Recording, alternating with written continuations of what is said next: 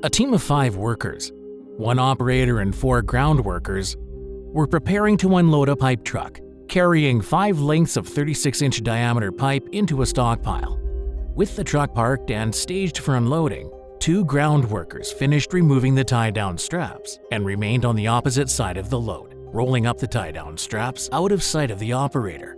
This is also known as the blind side or danger zone. The 3rd ground worker, the designated spotter, was in view of the operator, while the 4th ground worker was at the far end of the stockpile of pipe.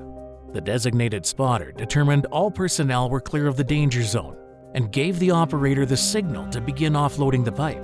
The load had 2 lengths of pipe on the top row and 3 on the bottom, with rope between them to protect the pipe coating. The operator positioned the pipe handler grapple on top of the nearest length of pipe. As the grapple began to push down between the top 2 lengths of pipe, it made contact with the rope on the adjacent length of pipe. This caused the pipe on the far side to spin. The downward pressure created a cascade effect, causing the far length of pipe in the bottom bunk to spin in the opposite direction and fall out of the bunk to the ground. The pipe bounced as it hit the ground and struck one of the ground workers, who had walked into the danger zone to place a tie-down strap on the deck of the truck. The worker was knocked to the ground, and the pipe rolled onto his foot. The designated spotter heard the noise and immediately signaled the operator to stop. The spotter quickly moved to the blind side of the truck and saw the dislodged pipe and a worker lying on the ground. This incident caused a life-altering injury, which resulted in the amputation of the worker's foot. So, what went wrong? Let's take a closer look. First, the pipe handler grapple contacted the rope separator, causing a length of pipe to spin and fall from the truck.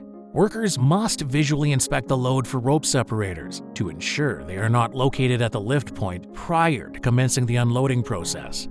Next, after giving the thumbs-up signal to the spotter to indicate he was clear, one of the ground workers went back into the blind side danger zone, putting himself in harm's way.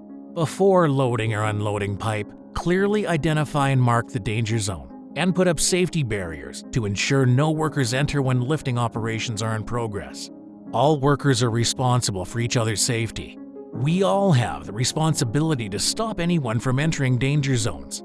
Finally, the designated spotter was not properly trained and allowed workers to remain on the blind side of the load and out of sight.